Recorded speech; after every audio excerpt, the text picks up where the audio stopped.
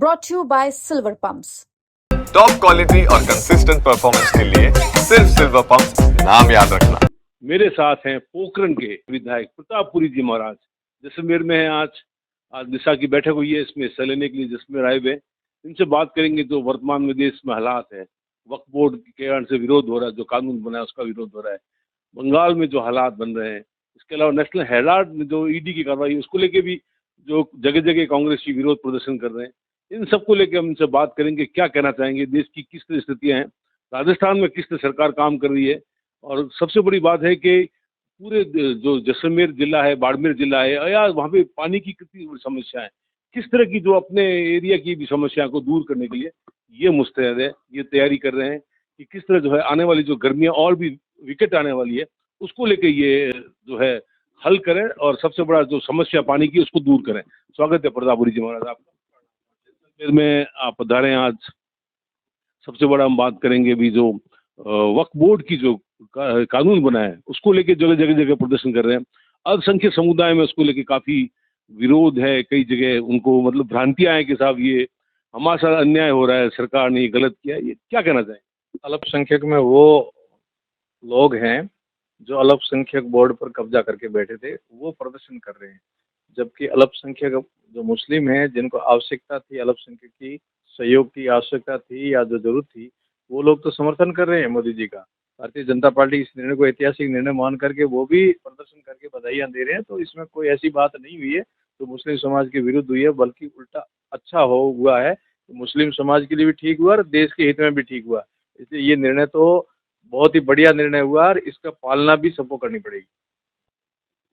वक्फ board की संपत्ति जो है जगह जगह है, उस गलत जगह जगह वो किया हुआ है, तो सरकार उसको वापस कब्जा मिलेगी या जिसकी है उसको वापस दिलाने के लिए काम करेगी। उसको लेके भी जगह जगह जो है विरोध प्रदर्शन, बहुत जबरदस्त विरोध प्रदर्शन हो रहा है हर जगह। कई जगह जो है, खासकर जो बंगाल की बात करना चाहूंगा, वहां पे भी जो है वहाँ पे दंगा हुआ, मुर्शिदाबाद में दंगा हुआ है, हिंदू पलायन तक कर गए। वक्फ बोर्ड की संपत्ति देने का कोई कानून ही नहीं था ऐसा। जो यदि कानून सही होता तो क्यों परिवर्तन करते? आपने कह दिया कि मेरी है, मैं दे रहा हूँ वक्फ बोर्ड को, कोई आपके पास डॉक्यूमेंट नहीं, कोई आपके पास जानकारी नहीं, ऐसी जमीनें हैं वो तो फिर कानून के हिसाब से काम करेगा। और जिनके लिए वक्फ बोर्ड बनाया था, जिनको लाभान्वित करना था, वो नहीं हो रहा था, इसलिए तो वक्फ बोर्ड का बना है। रही बात बंगाल की, बंगाल में ममता जी राजनीति किसी प्रकार की करती, मैं स्वयं जाके बंगाल के अंदर देख के आया हूँ। वहाँ बांग्लादेश से आए हुए नागरिकों को वहाँ नागरिकता दे दी, गांव के गांव बसा दिए है। वो तो ममता जी को दिख नहीं रहा है, और इसी पर वो वोट और राजनीति करके कुर्सी हथियाना चाहते हैं। वहाँ हिंदू कहाँ सुरक्षित रह रहा है? ममता जी ने कहाँ हिंदू समाज के लिए, वहाँ के बाहुल्य समाज, बहुसंख्यक समाज के लिए क्या किया है? बहुत ही निंदनीय विषय है कि ममता जी ऐसी छोटी राजनीति करके देश को और हमारे बहुसंख्यक समाज को नुकसान पहुंचा रही है। तुष्टीकरण की राजनीति करके वहां तक पहुंची। अब सब जानते हैं कि इसका प्रत्युत्तर भी मिल रहा है, और बांग्लादेश में भी प्रत्युत्तर हुआ है, और यहाँ बंगाल में भी परिवर्तन होगा। खासकर मुर्शिदाबाद की मैं बात करूँगा। मुर्शिदाबाद में जो है वहाँ पर जो अभी कई हिंसक वहाँ पे वारदातें हुई है, हिंदू भी पलायन कर जा रहे हैं एक्चुअल में, मतलब असुरक्षा का माहौल है। गवर्नर खुद वहाँ पे विजिट किए, उन्होंने खुद ने वहाँ पे, जो बंगाल के गवर्नर है उन्होंने खुद ने वहाँ पे विजिट किया है। वहाँ पे देखिए किस तरह की वहाँ पे हिंदुओं के साथ जो अमानवीय अत्याचार हुए हैं, कई ऐसे कृत्य हुए हैं, हिंदू खुद पलायन कर। बंगाल में जो हुआ मुर्शिदाबाद में, ये तुष्टीकरण का जो ग्रुप है ना, ये कोई भी उस पर नहीं प्रतिक्रिया दे रहा है कि कितने हिंदू वहाँ से पलायन कर रहे हैं, जबकि वहाँ का वरिष्ठ उनकी पार्टी का पदाधिकारी ये कह रहा है बंगाल से बंगाल में ही तो जा रहे हैं।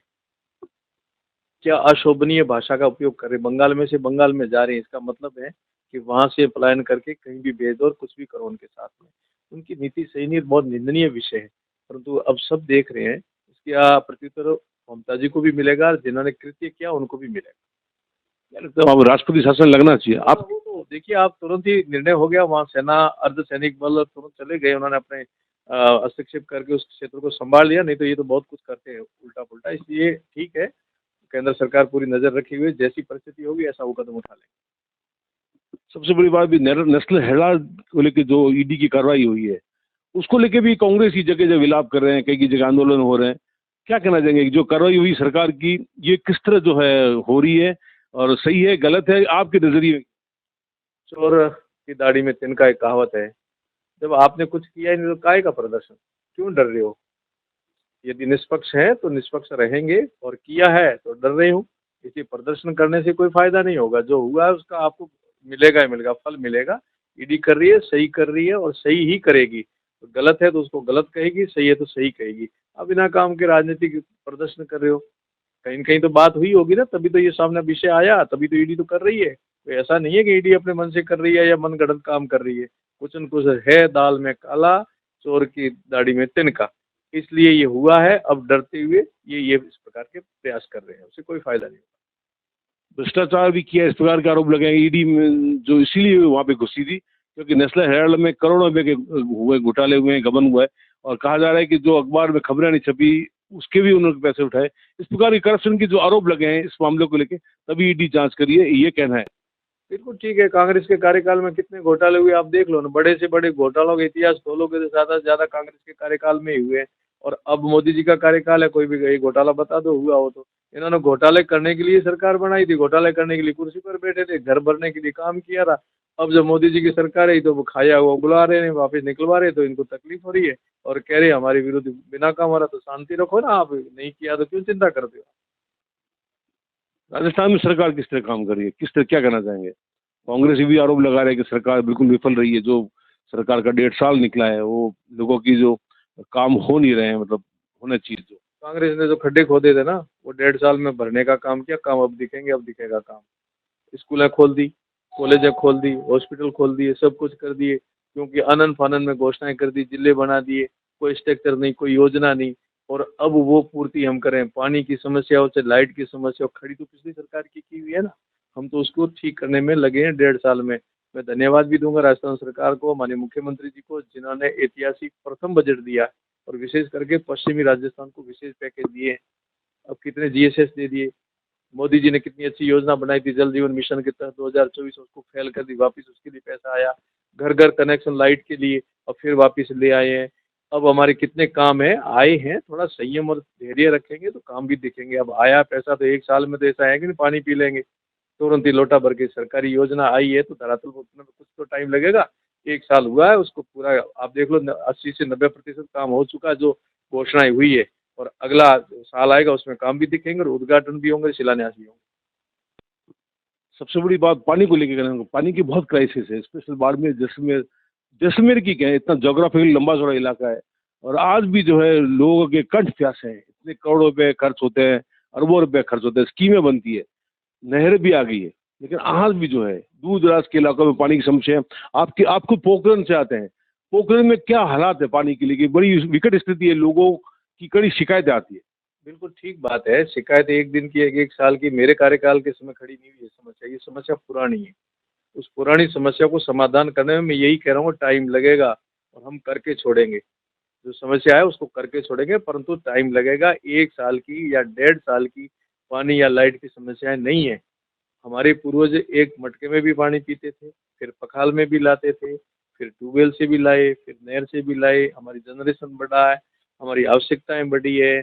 हम उन आवश्यकता का अनुरूप काम नहीं कर पाई पिछली सरकार, इसलिए ये त्राही त्राही मची हुई है। फिर भी मैं विश्वास के साथ कहता हूँ कि हमारा 5 साल के कार्यकाल में अधिकतम काम करेंगे। हम लाइट का भी ठीक करेंगे और पानी का भी ठीक करेंगे। रही बात ये भीषण गर्मी में, पिछली बार जो हुआ था हमने टैंकरों के माध्यम से पानी पहुंचा था। इस बार भी सीएम साहब ने, माननीय मुख्यमंत्री जी ने हमारे को विशेष पैकेज दिया है, जैसलमेर को अलग से पैसे दिए, दोनों विधानसभा में दिए हैं, वो भी लगेंगे। और हमारा जो काम है कार्यशैली और पारदर्शिता के साथ काम करेंगे। एक अंतिम बात कहूँगा कि जो अभी मुख्यमंत्री जी भी 2 दिन पहले जैसलमेर आए थे, सोलर का उद्घाटन किया था बड़ा। लोगों में एक बहुत बड़ी इसको लगे कि सोलर जितने लग रहे हैं उतनी गर्मी बढ़ रही है, पेड़ कट रहे हैं। दुनिया भर के खिचड़ी के पेड़, मतलब 70% खिचड़ी के पेड़ काट दिए गए हैं, और उसकी जगह नए जो पेड़ लगने चाहिए वो एक उनका एमओयू होता है कि पेड़ लगाएंगे, लेकिन पेड़ लगाते नहीं है, उसकी मॉनिटरिंग होती नहीं है। आज आप देखो ना पूरे देश में जो है टेम्परेचर से जैसलमेर में बहुत टेम्परेचर। आपने बहुत सही और सटीक मेरे मन की बात उठाई है और मैं आपको धन्यवाद देता हूँ। आपके माध्यम से मेरा संदेश सब जगह जाएगा। कल जब उद्घाटन हुआ था, माननीय सीएम साहब, माननीय केंद्रीय जी मंत्री जी और कंपनी के अधिकारी के सामने खुले कंठ मन से मैंने कहा, 3-3, 4-4 बार उनको निवेदन किया कि हमारे जैसलमेर जिले की, पश्चिमी राजस्थान बाड़मेर की, जैसलमेर की गोचरे रिकॉर्ड में नहीं है, ओरण रिकॉर्ड में नहीं है, तालाब रिकॉर्ड में नहीं है। हमारे पूर्वज यहाँ दातुन तक नहीं तोड़ते थे। और कुछ उपजाऊ जमीन जो है, आने वाला जैसलमेर का नागरिक क्या करेगा और कहाँ जाएगा? 100 साल बाद यदि किसी को जमीन अलॉटमेंट करनी कृषि के लिए, तो वो कौन सी जमीन अलॉटमेंट करोगे? इसलिए कंपनियों का स्वागत है, आए भले। हमारे पास जमीन ऐसी पड़ी जहाँ कंपनी के उपयोग हो वो कंपनी को दी जाए, गोचर नहीं दी जाए, और नहीं दी जाए, तालाब नहीं दिया जाए, और जो उपजाऊ जमीन है जैसलमेर की वो नहीं दी जाए। ये मैंने कंपनी के मैनेजर को कई बार कहा, उनको मैंने कहा ये देखो, आंदोलन इसलिए होते हैं कि ये 3-4 काम होते हैं, बाकी हम विरोध नहीं करते कंपनियों का, हम स्वागत करते हैं, क्योंकि विकास भी हमें चाहिए, हमें लाइट भी चाहिए, क्योंकि आने वाला समय हमारे विद्युत पर ही आधारित होकर हम भारत को सक्षम बनाएंगे और भारत को अर्थतंत्र में आगे ले जाएंगे। तो लाइट भी चाहिए हमारे को। लाइट लाएंगे कहाँ से? लाइट लाने का जो भगवान की कृपा से सबसे बढ़िया सोर्स है हमारे पास, सौर ऊर्जा, तो उसको करेंगे, परंतु हम विनाश के साथ विकास नहीं करेंगे। ये विषय मैंने विधानसभा में बोला है, मैंने कहा हम जो है विकास करेंगे, विनाश के लिए नहीं है मनुष्य आया है तो विकास करेंगे और सृजन करके करेंगे। इसलिए मैंने कहा और उन्होंने तुरंत नोट कराया, सीएम साहब ने नोट किया, कंपनी वाले ने नोट किया, जितना आपका प्लांट लगा हुआ है इसके तो 4 दीवारी उसके सघन पेड़ पौधे लगाए, तुरंत निर्णय हुआ है और पेड़ पौधे लगाएंगे।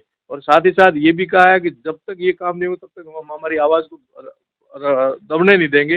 गोचर, ओरण और तालाब ये रिकॉर्ड में दर्ज करवाने, और जो उपजाऊ जमीन है जैसलमेर की वो कंपनियों को नहीं देनी है। मेरी बात को गंभीरता से सीएम साहब ने भी सुना, केंद्रीय माननीय मंत्री जी ने भी सुना, और उस कंपनी के अधिकारी ने भी सुना। तो आशा है हम सब लोग मिलकर, ये मेरे एक का विषय नहीं है, आपका भी इतना है, जैसलमेर के प्रत्येक नागरिक का है, पत्रकारों का भी है, जनप्रतिनिधि, हम सब लोग सामूहिक इस विषय को रखेंगे, तब हमारी ये पार पड़ेगी।